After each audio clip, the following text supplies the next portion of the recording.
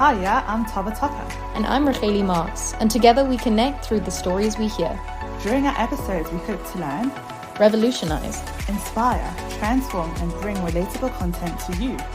We would like to also discuss and internalize how your story can be someone's savior. This is the official Together We Connect podcast. Hello everyone, it's Racheli Marks. And Tava Tucker. We are back for another episode, and we have our second male guest here, which is very unusual. We mostly have had women, and we're very counting. No, we literally are counting because we want more and more perspectives and stories, and we're very excited to have you. Welcome, Josh. You want to introduce yourself to us? Sure. How's it? My name is Josh. I am 31, married to Ashley. Very nice. And yeah, Ashley? it's good. Thank God. For sure. So Your greatest accomplishment, Ashley. Yes, exactly. That's amazing. So you have quite a story that you're gonna share with us. Yes. My students laugh that I'm like, even though I'm technically 31, I look like probably about 15. Although I got a new age 28 yesterday, so that was quite a big upgrade. But it's cool to be younger, right? Yes. That's what we're all aiming for. Exactly. So I'm learning that. But it's interesting. Like, I think I've had a lot of things happen in my life, and I guess that's, everyone has their story. So technically, I have my master's in clinical and research psychology. That's amazing. Yeah, which is very cool. So we have a professional here. So and I use those talents in many different ways. I have worked both in Jewish education and also where I currently work. I'm the vice head of Kodesh and Ethos at Yeshiva College. Amazing. So that basically means that my job is not only to teach and try and educate kids, but also to be more involved with like the strategic aspects and projects relating to like holistic education for the kids at school. That's amazing. Wow. So it really covers things from, what the Kodesh syllabus should be to literally questions about what cell phone policy should be at the school relating to mental health and stuff like even, for example, big project recently is like, the concept of what is the vision for like a good Jewish school. That's So it's been really cool, very challenging at times, I'm sure. especially to balance being, I think, on the ground, like teaching and preparing classes and seeing both boys and girls. But I think also just asking deep questions about like what the point of things are and how to achieve it when Judaism is not always necessarily thought of in these lenses. Like what is a good Jewish education? Like that's not particularly easy to ask when you're thinking about 21st century and identity questions and a lot of that stuff. Sure, it's deep. Yeah. I was going to say, sure, that's deep. It's literally that's the best way to describe it. Yes. It seems complex. Yeah. So this sounds great, and let's get into that. But could you tell you got to this amazing position and hearing your wonderful thoughts and strategies and theories? Can you tell us a bit more about your childhood? So let's go back. Yes. All the way back. All the way back to the beginning. He looks 15, but he's not. So like yesterday, no, I'm joking. But basically, when I was before I remember, I actually didn't know this. I didn't understand this, but I think that's been one of the cool things about studying psychology is kind of like you can almost look back and be like, this affected this. That's what happened. This affected that. So I was the firstborn kid, and obviously I was very lucky that my mom is a school teacher and a nursery school teacher. So she was kind of like more aware of what kind of was meant to be going on. So it turns out that when I was born, there's some sort of a birth trauma, and don't understand exactly what happened. I don't know if I didn't want to come out and stuff wasn't working so well. But isn't that all of us? Yeah, exactly. Don't take me out. Yeah, I want to stay in here. I don't really understand what exactly happened, but it seems like in the process of being born, like parts of my brain, so the best way that I've understood it biologically is that certain brain cells weren't formed properly. Oh, I see. So they were just like cells floating. and like neural connections and that are meant to be up. there, like when you're a kid, were just not, they weren't doing their thing, which meant that as I was essentially born, parts of my brain were not doing the things they were meant to be doing, and it affected a host of areas. So number one, it meant that I actually had epilepsy as a kid. It's crazy, and it just went away. Like, no one knows why. It just, thank God, it seems like at some point those brain cells like somehow started healing enough for those seizures to stop. And that was the one thing. So people usually have, epilepsy. So they usually have it for life, is it? Yes. So generally. And look, obviously there's different reasons why people have seizures, and not all seizures, to the best of my knowledge, are kind of permanent, but this is very weird. They're so different. Yeah. It's very interesting how this just kind of went away. Like, people almost didn't, I remember one guy knew his brother had epilepsy as a kid, and I told him I had it, and he said that, and I said it went away. He thought I was lying. Yeah. Like, are you kidding me? Yeah, like he really thought I was talking, and I was like, no, but I'm quite sure about this, and he was like, no, you're absolutely wrong. So did you have a specific diagnosis? This is what I'm trying to figure out. So from the epileptic perspective, I don't think so. I think it was called peri-something, seizures, peri-mal, I don't know what they called, but it's not my area of expertise, but, and then they went away. But the bigger thing that I've kind of lived with since then, that I know for sure what the diagnosis was, and I only found it out like fairly recently, probably last 5 years, is that it also meant that I had dyspraxia. So dyspraxia is essentially, and you can go look it up, Daniel, what's his name, the guy who played Harry Potter? Daniel Radcliffe. Daniel Radcliffe, yeah, he also has it apparently. Is that the dyslexia of maths? It's like kind of dyslexia of like physical movement. Oh wait, I think I also got dyspraxia. Yeah, so... yeah, so I've got that one. Sorry. Yeah, so it's interesting. If you go look it up on Wiki, we looked it up on the eminent, psychological journal Wikipedia. Is that the movement and distance and... So he said he struggles to like tie his shoes and that kind of thing. But like, to be honest, that's like, that is true. Like, that is quite a good practical example. Took me literally, I think one of the most stressful things in my life was learning to tie my shoes. Took me ages, and I was at a special school. I went to Forest Town. It was a remedial school, and I was going to OT every day, and even then, with like the help of an OT, I'm not joking, it took me months to tie my shoes. Sure. And I still don't think I fucked that for ages. Even with the bunny hole and the no, it didn't make any sense to me. And then Shabbos just threw me for a loop, like, excuse the pun, I guess. How am I supposed to do it now? Yes, no, literally, I didn't understand what was going on. But like, that's kind of a mild example, but the deeper example I would say is that fundamentally there's an issue in the way that your brain, number one, perceives space, where you are in it, and how things are connected to each other in space. Yeah. So you're seeing, let's say for example, a geometric simple problem at math at grade 8 or whatever, and your brain literally can't see what's going on for no good reason, and you can't even explain to anyone why. You don't really understand what's going on. Was this a result of you being born and your cells not firing? Yes, 100%. And I think I've been thinking a lot about it because I've been trying to kind of fix it up, like since I've been born. Yeah. So one of the cool things about working at a school is there is an OT there. So I actually went to go chat to her and see, like, I've been doing like kids some like literally exercises to try and like through the Poyaz Institute. There's like this thing called Connect the Dots, because I'm like, I don't want to still have this stuff, and it's been really amazing, even just connecting dots. It's almost felt like the neurons in my brain and like the pathways have started to kind of do you believe in that power? Definitely. I've seen it. I've literally seen it with myself. Like, you never believe that connecting dots in a mediated way, and like literally slowly but surely like grounding yourself and going from one thing to the next would actually help your brain figure out like how to almost, go back to years of childhood development that were missing. Sure. Yes. And it was like, it's quite mad because I was like pretty smart at school, but like shocking at certain areas, and no one understood. Can you drive a manual car? Yes. It took me ages. It was terrifying. I couldn't figure out how to balance a clutch and look at the road at the same time. So like, it was pretty dangerous. I think it's hard for anyone. It is, but and then it makes it just so much harder. To it was really traumatic at times. It took me a year also how to learn how to drive, and then I asked for a manual car because I knew if I don't keep up this practice, I'm going to forget.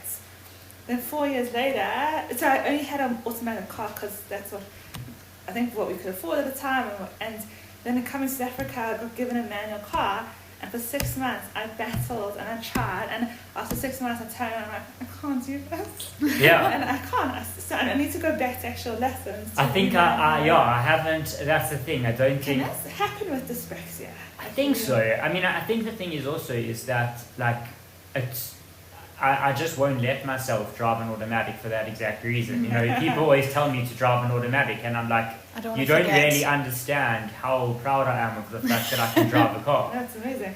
Because I don't think that a lot of people tell me like, oh no, you're going to remember certain skills. You remember. I'm like, being a dyspraxic person, actually no. If I don't keep up that practice, I don't.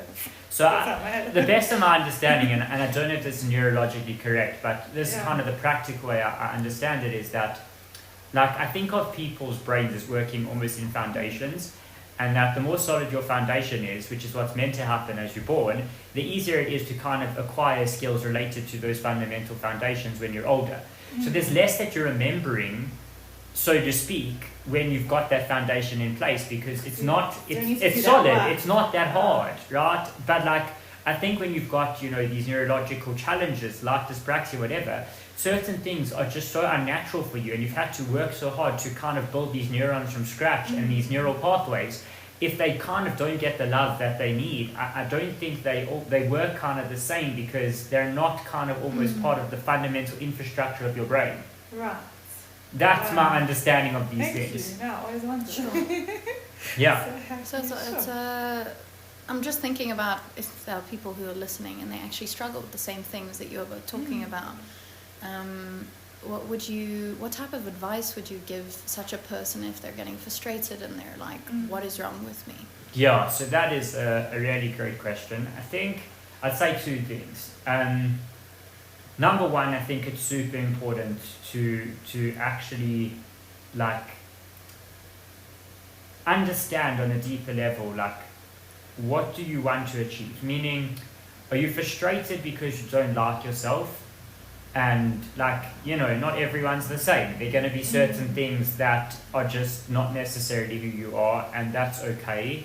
Versus are these things that genuinely make your life less enjoyable or more stressful, and you'd be prepared to invest in actually doing something about it. You know, because it's hard work. It's not easy. It's beyond your comfort zone, because this isn't natural for you. And if you're not going to take it seriously, you probably won't see the results that you're looking for. I'd be lying if I said it was, you know, an easy thing to do. Like, it requires a lot of discipline.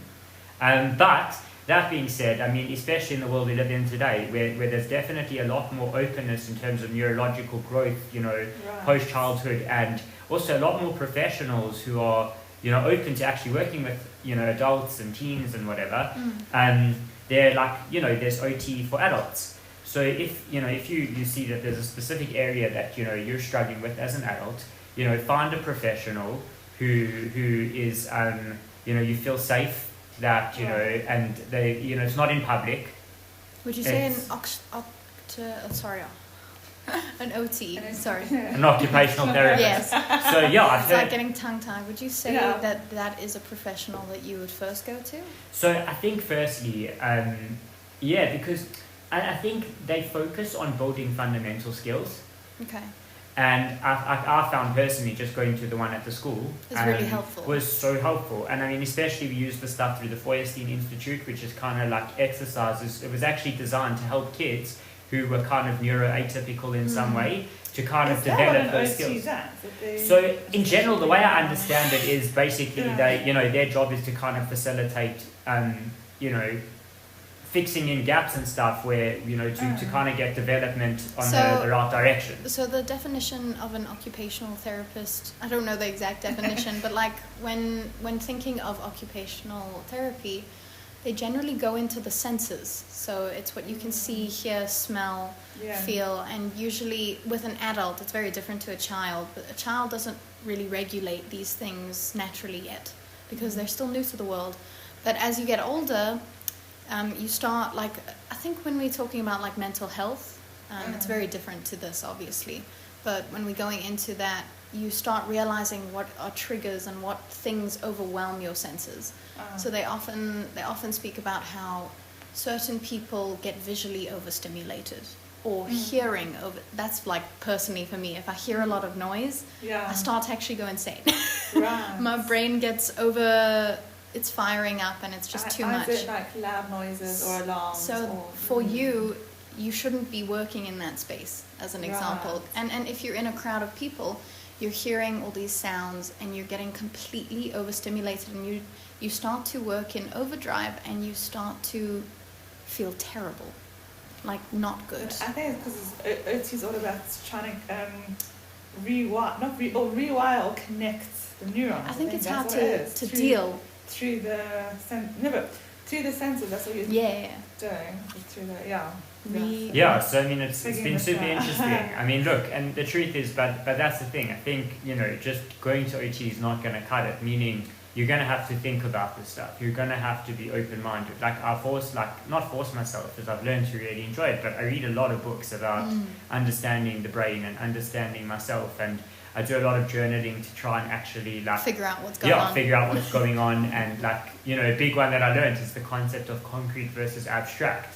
Realizing that what are concrete skills, what are more abstract skills, where am I better at, which things then do I kind of lose the picture. This is a proper... An example of, okay, so what's concrete, what's... Okay, so I actually learned this was an amazing thing. I kind of thought when I went back to teaching after working in the corporate world, I almost was expecting to I don't know, but I got a shock, because dealing with adults the whole day versus dealing with kids, even though I was more professional, more prepared, more confident, the more confident and prepared I was, almost the more it backfired.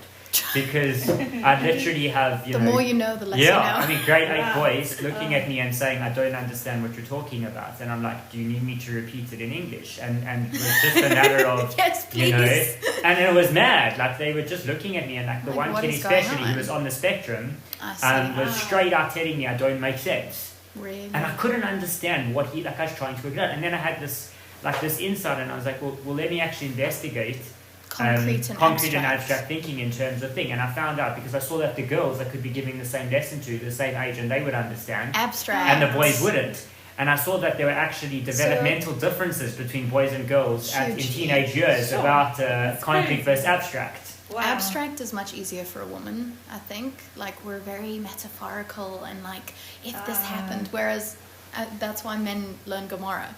Concrete information, tell me this and this and this, But it's ironic though, because Gomorrah actually, to really enjoy it, is completely abstract. I know, it's so weird. And a lot of boys don't actually get to that level of enjoyment. Do you find that after they develop, after 25 years old, things get so much easier for them? Yes, and I'd say it's not even just about the age, it's also about a consistent...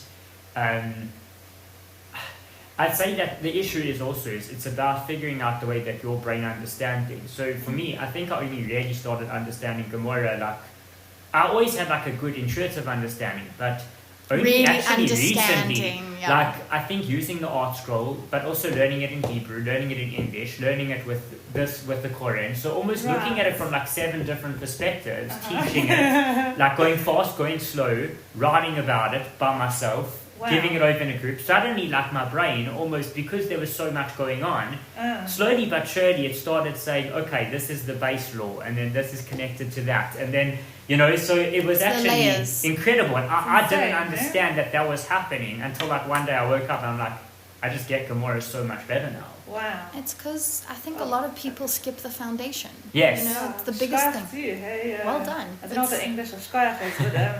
Well done, go on. Exactly, just keep going with the Hebrew. Yeah, I mean, I'm seeing it, and I really, and it's an amazing thing. Is that I'm learning that more and more and more. Is that Judaism in general? I mean, has so much of both. It's an artwork. It really is, and a lot of people's brains are not. It really you think to yourself, why is the Chagim over and over again? And the reason is because your brain actually experiences them totally differently as you mature. Differently. Really? Yeah. Completely differently.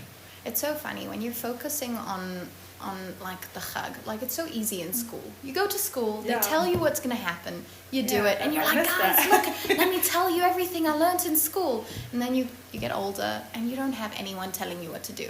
When you start actually taking that time to look at it yourself, you start to experience the beauty of it through like doing it purposefully. And like knowingly. It's so true. You really experience every single experience differently. Yeah. So. And you're a different person the next year, and you keep changing. I think my sense is on fire. Okay, I'm learning so much. Okay, so you have a lot of information. You have a lot of like educational information. I think you could do a whole course on it. Do you give talks in I mean, here and there, I sometimes speak at my school, and I mean, I guess being a teacher, I speak a lot. But the truth every is, day. Yeah, I've occasionally like presented, but not enough, I would say. Right. I think also as I'm like back in education, and I'm also having time to kind of finesse my thinking and also simplify it and kind of package a lot more of the ideas in a more broader audience friendly way. Simplify it. Exactly. So I'm finding it like easier almost to engage with people because I can give more tidbits of information in like a nice package that doesn't overwhelm people as much. So you should definitely do a course. Yeah. You should do a course one by one, like going through each and everything. It's just the actual time, the energy to put it together. So little Josh, to where Josh is now. Yeah, like wow, that's you seem to have really gone in to understand your younger self. So going back to your younger self, did you ever think you'd be where you are now? No, I wasn't even thinking. I don't know what was going on. Genuinely, like that. Best moment. I know that sounds funny, but like I did not understand what was going on, and I think that terrified me. So do you know what? It's so common. Like it's so common, and it is scary. But like I wish more people knew that a lot of people when they're younger, we're just trying to survive the changing of growing up, you know? Yeah. And eventually we start, I remember during primary school, I was the same. I was like, I had no idea what was going on. Right. I had no idea what was going on. I was like in a dream world. Like I don't feel like I was there. I feel like I'm watching from somewhere else. And actually I struggled immensely with academic work. That was the thing that I really struggled with because we actually both lived in England. And they unfortunately started us at 4 years old. Yeah. And 4 years old, you're not at the developmental age to actually understand what on earth is going on. I don't know how anyone made it, but I definitely did it. It's like you have a gun at your head, like learn ABC. The whole encyclopedia. If you can't, there's something wrong with you. Sure. Like genuinely, the English system didn't personally work for me, and I don't think it worked for you either. I think it's very suppressive. It really like. The foundation of a child, the foundation was there, and then we forgot it. Why would we remember it at that age? Do you know what I'm saying? So like I still have developmental issues because of that beginning stage of my life, and it's not because I don't think I had like a cell neuron situation. I think it was the foundation in school. You have this specific diagnosis that has caused dyspraxia. Yes. And it's not an excuse at all. What I'm saying is that mine was circumstantial, and it can happen circumstantially as well as neurologically, and it happens to a lot of people. To me, like behavioural from the aspect like people like put so much pressure on that you can breathe. For sure. I don't even remember. Like it was so traumatic. Yeah, I'm sure you remember this, eh? No, the trauma of growing up and not being able to like keep track of what on earth is going on, and it's not because there's something wrong with you.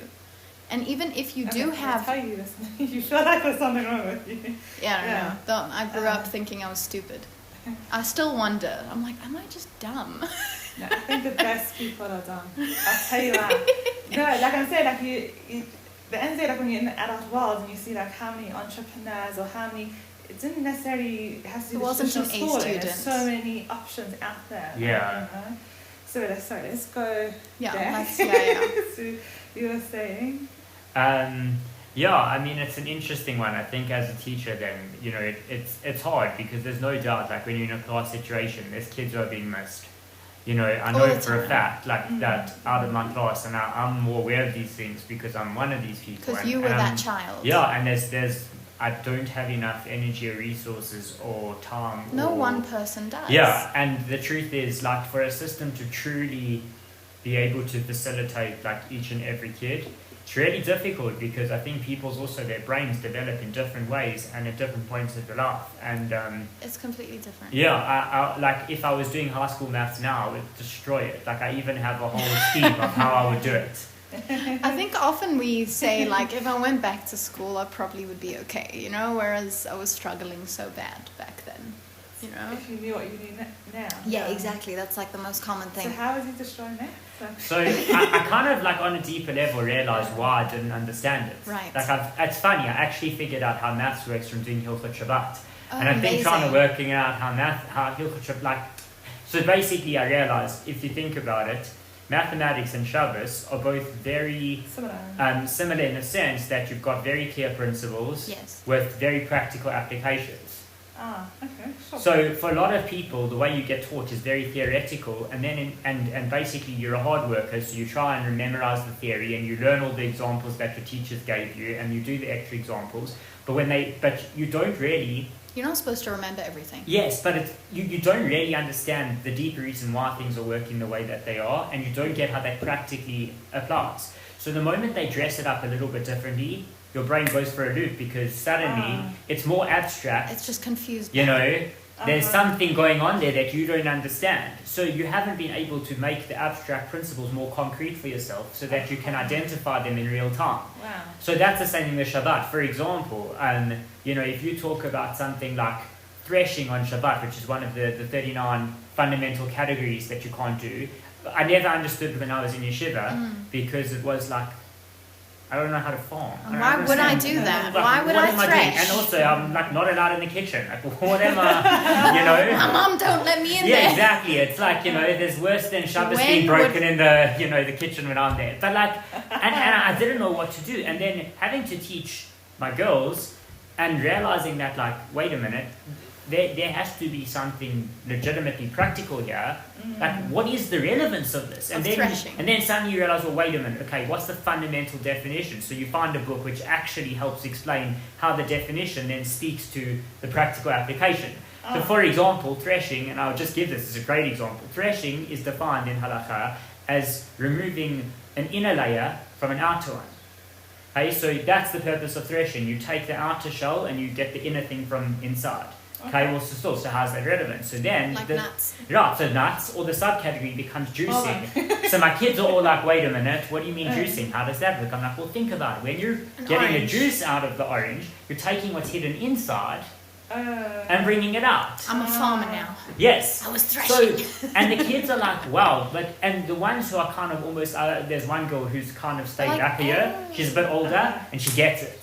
And you can see how she's getting it faster than the others, and there's this like look of joy on her face when she's realizing how the abstract and the concrete are actually connecting. Yeah, the development is really specific to the person.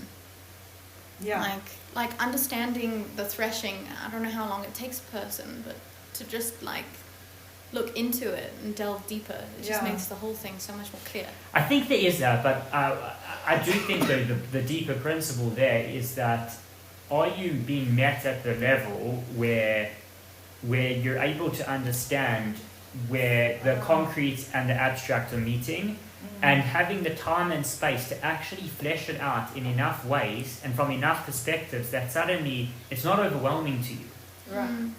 Because I think most of us, what's going on in the class is, you know, the teachers bring in an abstract concept, giving a few concrete examples. And if you're not seeing the threads, it doesn't matter how much you want to, you're not going to understand what's going on. Yeah. It's bringing it to your level of understanding. And the truth is, I've found today is that, like, the kids, I think personally, and this is what they mean by being a lifelong learner, is people's brains, you know, understand things at different points. So you're going to have to be dedicated to continuously learn. I think that upsets a lot of people because that I think people think of school's job to make you understand. To fix all the, And the truth is, it's not really how it works. What's the quote about, do you teach the way, like, you know, teach the way they learn, or what was the quote, like, or you learn the way they teach or something? I don't know, but I'll be honest. I think like the biggest lesson that I've learned going back into education and then like, you know, working, because when I worked in corporate, one of the jobs that I had was I was the head of human behavior at a tech firm. And part of what we were developing was skills technology, you know, to work with skills in like a corporate setting. And the thing is, looking at adult development versus child development, you realize that like these things are on a continuum, you know, and it's not like if someone, and I think that's where we're wrong, is that even as parents or people going to school, school's not the end, because it's not designed for your brain. Yeah. School is not the end, it's just the beginning. The beginning, yeah. I find the more you teach, the more you learn. Yes. And have you really experienced this personally? It's like you're looking, I don't know, at yourself when you're looking back at the classroom and you're asking them certain things and you're teaching them certain things and you're like, wow, I was one of these kids once and I was looked over. Do you feel like you're able to change someone's life now because you experienced that as a person? Sure. It's a good question. I mean, I think on a deeper level is you don't really know as a teacher what you're doing that is working. You're like, the best you can do is, you know, be open-minded and really try and prepare well and try and, you know, come with clarity. Because the more clear you are, the easier it is to kind of explain things in different ways that hopefully will bring in more kids. But the kids whose lives I can say that I have changed just from personal feedback, they're the ones who were open to it on a very deep level. So like it's somewhat like a mirror. They're mirroring you. They're opening up to you because you're open to them. Yes, and the truth is not everyone wants that. No. Especially kids. Yeah. Like, why? Also, I think it's so hard because you're put in school from the day, I don't know, from like a year old sometimes, and you put into that environment, and you're not mature enough to know why you're in there. You're like not at the stage where you actually understand why I'm in school, you know, like, and so being open to it shows a huge maturity, I'm sure, on those kids' parts. Yeah, and you can try and explain to them, you know, what the benefit is, but I think a lot of them on a deeper level, again, as you say, maturity is not always there to understand and appreciate, like, and that's okay. Yeah, that should be like okay for the children because they're growing up. I think my biggest worry though, what really hurts me is having worked as an adult, is I worry that sometimes they're not always going to get another chance in an environment where it's going to give them the same things. Yeah. Wow. So I think it's really relevant. I just find that dealing with real life teaches you more than anything. And I think the hardest thing that I would probably experience if I was teaching, because I don't teach, but the hardest thing is learning that you can't control another human being, which is, you learn that every day in your life, and not being able to force them to sponge and learn from what you're telling them, because in your head you're like, this could change your life, and they're like, I'm not interested, you know. Do you think there should be a subject in school called soft skills? It's a good question. I've thought a lot about that. The truth is, you know, so I think there's two. I mean, look, academically, I did my master's thesis on this, so I'm interested in it. So I'd say there's kind of two approaches. One approach is that it should very much be its own subject. Soft skills. Exactly. So a bit of context is essentially that the concept is there's almost the hard skills, so like the things that are more technically orientated, the things that are easier to measure.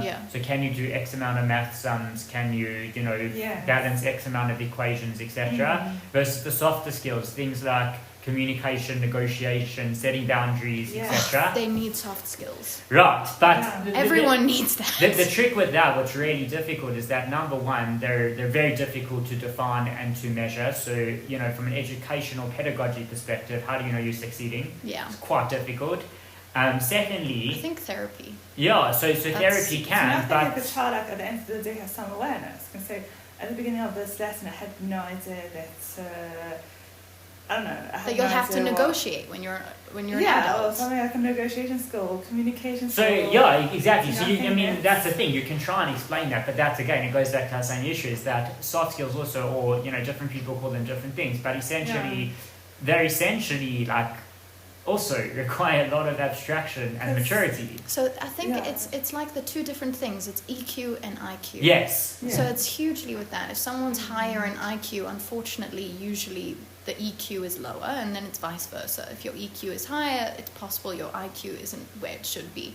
And it's like the two different things that... Wouldn't it be like an assessment situation, assessing the child and putting them in the places they need, like a remedial school? So it's a really interesting one, because the question with these skills, and I think that's even, that's where they get more tricky, is who gets to define what level is a basic level of For sure. It just doesn't make sense. But maybe it doesn't have to be that. Why can't it be... Because I think it's like just... If you have like 20 kids in class, different levels, they must pick up something. They'll pick up something. Because school nowadays, we don't... Back in the day, like before you had like all these assessments with English, with maths. And telling you what you have. Also, the teachers used to teach the kids like a bit of like a story or a life skill. Nowadays, it's so focused and we don't get to teach the life skill. Yeah, so I mean, I think that definitely I try and incorporate it, which is what I wanted to say. The second approach is to say it's not really a specific subject, it's in every subject. So essentially that you should facilitate group work as part of your curriculum, because group work is a fundamental soft skill. And teamwork, communication, and even individual work. Accountability, etc., and these sorts of things. So the truth is there are ways, critical thinking, or getting kids to have debates, etc. So there's ways of kind of bringing it into the classroom in the flow of work. Right. But that being said, I mean, the truth is it's a tricky one. I'm not. And the truth is also, I'd say that just the last thing on that is, I'd say is that often people don't see the relevance, because these skills come up to people in very concrete ways in their lives. Different ways. So for example, a lot of people don't ever get involved in negotiation, but maybe for a certain person, they're totally terrible with, communicating. Right. And they don't care about negotiation. And they don't care about communication. Yeah, and they need it. Which is an issue. Yes. So there's a lot there. It's, right. So the subject that you teach, what is that called? So I actually teach quite a few subjects. So I teach Talmud, Gemara, Halacha, and I also teach a subject called Israel. So that's been quite creating and teaching the subject, and Amazing.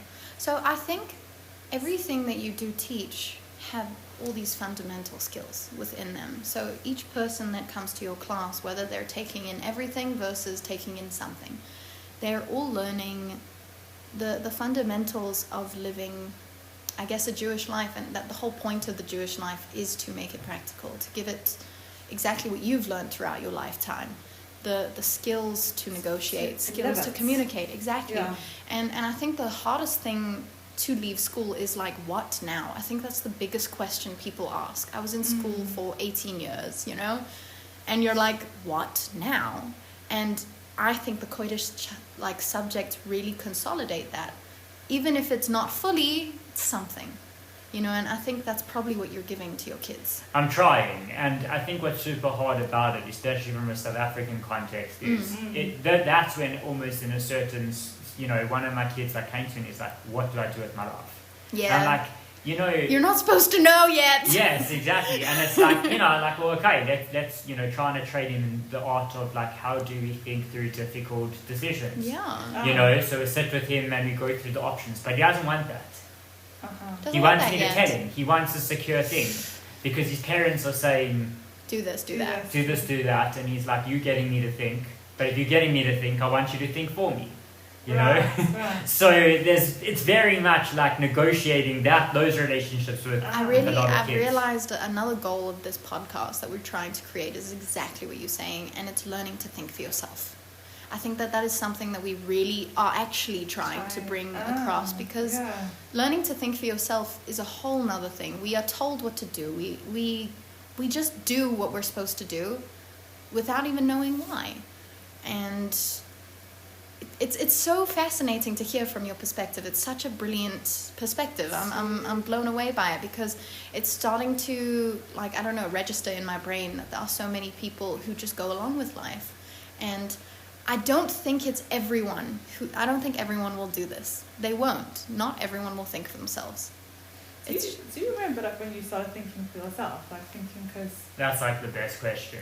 I think, yeah, honestly, I think what you're both saying resonates a lot, because I think that's exactly, like, I'd say my goal as an educator, like coming back from having been in different environments in the corporate world, I would say that, as you say, not everyone's going to want to do it. They really aren't. I want to give kids the opportunity to think for themselves, and the reason is because I've kind of at a certain point, to answer your question, life wasn't working for me without you thinking for yourself. Yeah, I think the deeper thing that I'm trying to say is part of being remedial or special needs or whatever, or having dyspraxia, whatever it is if you just follow the norm, you're not going to be your best self. No. Not only are you not going to be your best self, you're going to feel empty inside, because you're part of a system that wasn't designed for you. It's designed for the average person. Yes. And somehow you're different enough that you don't meet that description in a very important way, and therefore you will be average. And you don't want to be average. You don't want to be average because Hashem made you in such a way that you're meant to be unique, which everyone is. And I think the thing is, for some kids who are just more closer to the average norm, if you're good at maths and science, if you whatever, it's okay. It's like, it's not as bad if you follow a normal path. It's not so bad if you go to university and do a BSc and get into a scientific coding, whatever field. It's not that bad. You'll probably be okay. It's for the kids who are a little bit different, who at a certain age can't just follow that path, that really end up either sinking or swimming on some level. And I've realized that like those skills, and I think that's the deeper point, is people thought I would just be okay. Yeah. And you weren't. But I wasn't. You were doing great. You were flying. But at a certain point, I was just like, at Yeshiva, it was like, this guy's going to be the next brilliant earner. And I'm like, when am I leaving? Because I thought I would want to do this, and I hate this. Interesting. Do you know, I don't know, it's so crazy you saying this, because you were born with something. And in a way, it was the catalyst to your development, to your moment of growth, where it's like, I don't work the same and I'm not average at things. I have to try something else. And I remember like being in school was the hardest thing for me. I just did not get it. I was great in like conversational things. People would say you're more street smart than like school smart, and I really was not school smart. Yes, you definitely street smart. I'm not saying that I definitely was, but I felt really inadequate. And throughout living your life like that, in a lot of ways, it gave me skills that I would never have learned without being inadequate.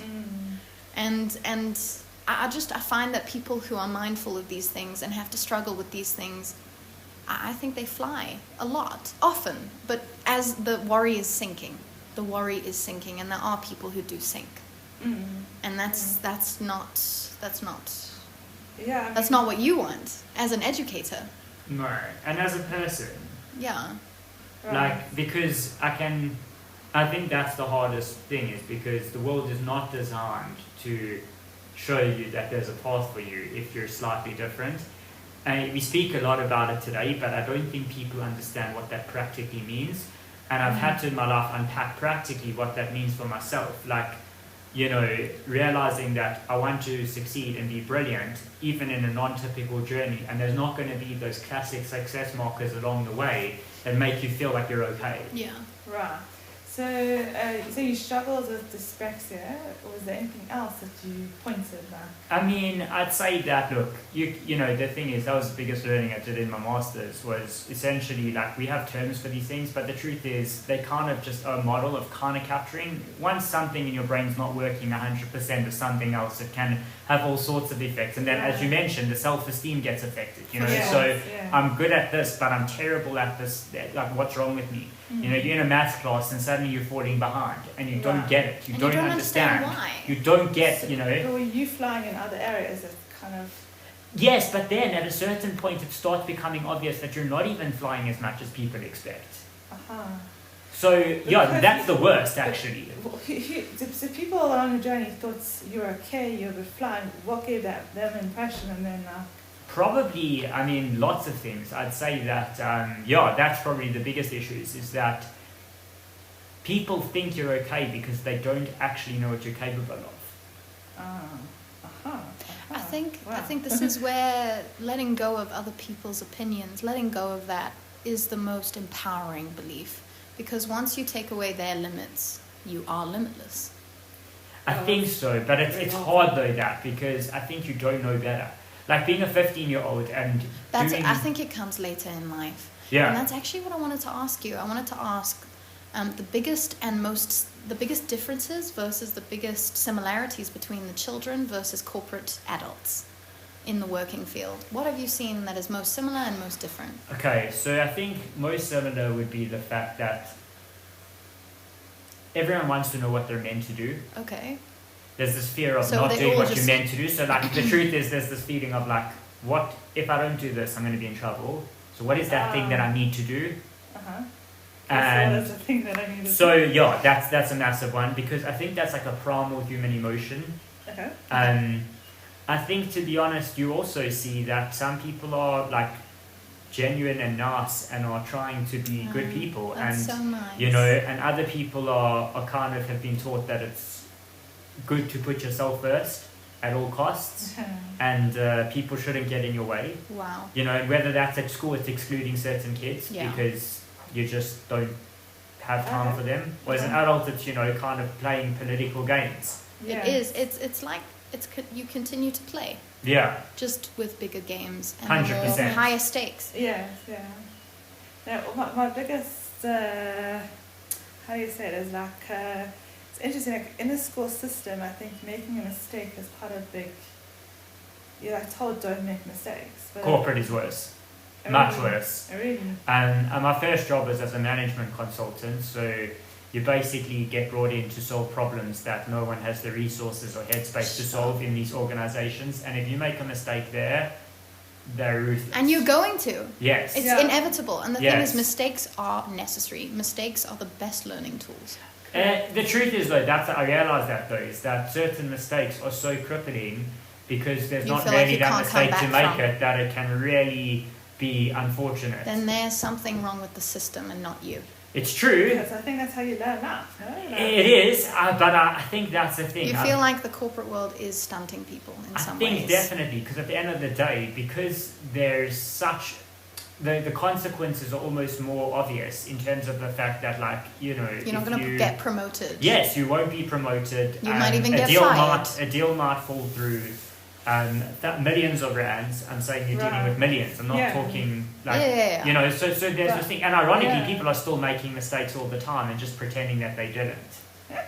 And blaming someone else. They have to. Yes, so I think that I've realised they're just made to fail. Being in a good environment where you have enough headspace to actually learn from your mistakes in a constructive way is like key. Mm-hmm. So meaning, whatever business you go into, whatever environment you are, making sure that you have a framework for yourself to learn from your mistakes is massive. So that's where you have to kind of put in the work to be able to almost be so good at what you do that you can build time in your day to analyze where you're not doing as good as you could be doing. Sure, that's stressful, hey? I'm just thinking about it. Like, there's so many people living their lives, and I don't think I have enough perspective on this. Like, there's so many people living their lives just in a constant state of stress because they're going to fail, and they will, not because there's something wrong with them, but because society is telling them they're wrong. Yeah, and I've just learned is that for myself, I kind of got very real with myself, what things were really breaking me, and I had to kind of learn the skills that I needed so that I'm so good that basically I can build time for myself to do my growth. Wow. Sure, organisation. So can you give us an example? So one example was like the thing that terrified me was Microsoft Excel. Yeah. So Microsoft Excel obviously is like the anti-dyspraxic tool. It's rows, columns, cells, equations. If you use a full stop instead of a comma, the thing breaks. Yes. It's insanely detail oriented. Yes. You need the right quotation marks. You're under pressure. People are expecting you to get this. They're looking at your calculations. You have to be able to explain what you're doing. And it scared the living daylights out of me. Right. To the point I kept trying to like get around it, and I found all these ways to like do things in long ways so that I wouldn't have to do and wouldn't mess up. Yeah, and at a certain point I was like to myself, I need to find the thing that I'm struggling the most with this and learn how to do this, because I'm sick of this messing me up. And I used to sit after work with my wife. She's pretty good at Excel. Amazing. And I learned how to literally master the system. That's beautiful. That's like turning to your spouse. And because I realized... I'll be honest, that's all I do all the time. and it was scary for me, because it's embarrassing to admit that you're so pathetic at this. No, so it's funny. hard, hey? I was working in a school as an assistant, and the head of Key Stage 2, or Key Stage 1, which is like kids from age, I'm trying to think, like 4 to like 7, said to me, they've let go of one of the heads. Can I, like, till they replace, can I help with some, I think, marking, and it's all done on Excel. Do you know how to work Excel? The boss comes up to me, and I just hear the words coming out, yes, of course. And he goes, okay, great, tomorrow we'll sit down and we'll start marking the work. I called my friend in a panic. I was like, Charlotte, you're going to have to teach me. What did I do? For 4 hours, she taught me. And then I also learned how to YouTube. So actually the next day when I came prepared, I had like, I learned how to split the computer screen. So I had YouTube videos on Excel while I was marking this, because it was the only way to Right, and the truth is, I think it's the most empowering thing when you realize that actually I can do this. You can do this. Like, but it's that I think for me, if I could say, is probably the most dangerous thing. Wow. I don't really care that much about school if you come out not learning this versus if you come this. Is that if you come out realizing that you can actually do things that you don't think you can do, and you can get really good at them, and that there's a certain level of good you won't get, but you don't need to be that good. My wife will always be better than me at Excel, but now I can appreciate it. Right. Because I use it in the way that is designed for me to use, and I'm proud of that. That's Great. Whereas and that's a healthy self-esteem. And empowering. Because I don't have to be the best at Excel. Yeah. I just know how to use it now. Yes, and it's the same thing with Microsoft PowerPoint, and it was the same thing with like a lot. I remember learning about negotiation. I was convinced that certain people were negotiators, and then I remember reading in Chris Voss's book, and he's like, the key to negotiation is empathy, and I'm like, no. I thought the key to negotiation was being a boykie, being arrogant and entitled and convinced. That thing. And he said, actually, that's literally the fastest way to run a negotiation, because you upset people, because you antagonize them, you don't listen. He said the greatest negotiators care about other people. They understand what they want. I'm like, no one has ever told me this before. The moment I realized that, I got my salary raised by 40%.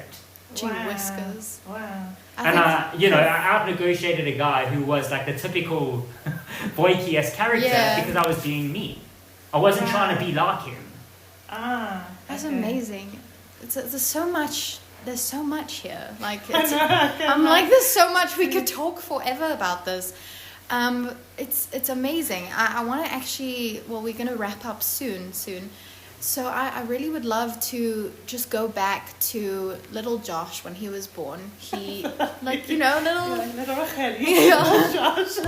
Because it's your inner child, I think that's so you have this little person who was born slightly differently, right? I wouldn't ever think so, first of all. So you had these struggles, and I think it's really amazing to reflect that, like, 31 years later, you have achieved all the things you've achieved. You've learnt to empower yourself, to have a self-esteem. I think that's the hardest thing for us, like, to actually build up who we are and to be like, I'm okay.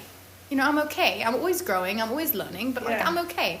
And I think it's just something that I really want to acknowledge. You have come all this way, and you have taught us so much within these 52 minutes, or and I mean, So thank you. Yeah, it's amazing. And throughout your life, what is your biggest lesson that you would like to teach? I know it's not a thing you can actually ask. Yes, a lesson. One thing, because I think there's a lot impacted. What is a lesson that you want someone listening to walk away with? Firstly, because there's lots of lessons. Yeah, I mean, there's so many. And my students laugh at me because I always just say one last thing, or like, this is just remember this. And it's there's 50 other things. When you're trying to tell a little kid, okay, darling, we have to go from the park. Just one more time on the slide. I need to ask the little kids. One more time. What number one is, so they know as well what number one is. Oh, you're so great with and kids. they secretly like, not, yeah, no, 100%. Sure. I guess I'd say it, to be honest, and this is going to sound cliched, but okay, but I'll refine I love cliches. People say this. I'll refine this. I'll say it like this: everyone can succeed at life, but you have to work hard. And what I mean by working hard is not working hard for the sake of working hard, but being absolutely relentless at finding the way that you can do things, right? So working hard the way someone else is stupid. It's admirable and noble, but it's going to literally get you an average mark and an average life. Sure. And you have to be completely dedicated and completely courageous and not interested in settling for second best until you find the way that you are going to smash this as yourself. The word that you just said, I think I'm going to name this episode. It's relentless. Yeah. Just be relentless. Don't give up. There's this, I don't know if anyone's watched the show on Netflix. It's called Black Clover. I think it's like an anime. I was just hearing about it. I haven't watched it. But there's this one character who is just ridiculously determined. Wow. Like, it's not normal how determined. Like, everything's going against him, and he's just keeps going. So your key to life is being relentless. Yes. Just keep going. Is it like as in comparing yourself to you? Like, it's not to other people. Like, it's like you are your own. I think it's that I think of myself. It's almost the best thing I've heard. Like, one of the things is I've got like this thing, becoming your own hero. Like Matthew McConaughey, he said it in his like Nobel, in his Oscar speech. And I think that's what I kind of have as I've gotten older. I'm really trying to say, like, what do I want to do with my life? Like, what are the things that matter to me? The kind of person I want to be, and I'm not stopping until I can do those things. Wow. And I'm just not interested in that, because why should I stop? Fixate on the goal. Yeah. And enjoy the journey. No, I had goosebumps. It's amazing. I've never had that was a great lesson. And there's so many lessons we have learned, but unfortunately we're going to have to wrap up with our gratitude. We definitely want you back. That's. So Rachel and I, at the end of each podcast, have a sort of practice where we say something we're grateful for that day or whatever it is. Whatever you're feeling. So I'm a bit in panic mode, so if someone else wants to go first. I'm very happy to start. I also want to say something after my gratitude. I'll take 1 sec for that. So I think the biggest thing I'm grateful for is to realize that there are so many resilient and determined people in this world, and to experience your story, every story that has come on our podcast, has been just a huge privilege and honor. So I'm so grateful to Hashem that he brought you to this podcast to teach our listeners, mostly teach me. I'm like, wow, I'm very taught at this point, and I'm feeling very grateful for these opportunities. Like, I feel very privileged and lucky to experience this. And there was something that I said earlier, which is what is limiting us is the opinions of others. If you were to say that to let go of other people's opinions, you're like, well, how do I do that? And practically, I just want to give a tool that I personally use, which is really affirmations in my brain. So it's the best way to do it is to say it until you believe it. So in my head, if someone is judging me, I'm like, I don't care if they're judging me. I don't care if they're judging me. And you just repeat that in your brain, and eventually your brain is tricked into believing it. So that's my little tool for anyone who is interested. Yeah, I guess just firstly for being here, and I think I was thinking deeply. I'm grateful that I can hopefully articulate the deeper lessons that I'm trying to get across, because I think there's a lot of wisdom out there, but I think I get excited when I can explain something in a way that's similar but a little bit different to what people are saying, that you can kind of get that new nuance that can maybe be a bit more practical. You're here for a reason. Yeah. To individually help this world. No, we definitely got that. It's definitely we got it. You achieved it. Well done. Yeah, I think that's what my kind of gratitude practice today is, being thankful, obviously, to you and Rachel for you to coming here, but to learn about being one's own hero and being grateful to be on your own path and looking up to you. not to anyone else, and having one's own belief systems. For sure. So, wow. That is so beautiful. Thank you for laughing. Thank you so much. Thanks. Thank you. Thanks for having me. It's amazing to take everyone off the pedestal and to put yourself up there is a whole nother thing to even think about. Sure. So that's our last thought for today. Thank you so much for being here. Thank you for taking your time and efforts and energies. And for those of you who don't know his full name, Josh Poyaz. Thank you very much. Thanks. And is there any info that you would want to give to anyone if they need any help? Or not really? No, I think that's the thing. Like, figure out, Who you are. You'll know what to do for you. You know what to do for you. I like it. Amazing. Thank you so much, everyone, for listening. Thank you so much for being here. Thank you, Tova. And we're signing out today. Thank you so much. Bye. Cheers. Bye.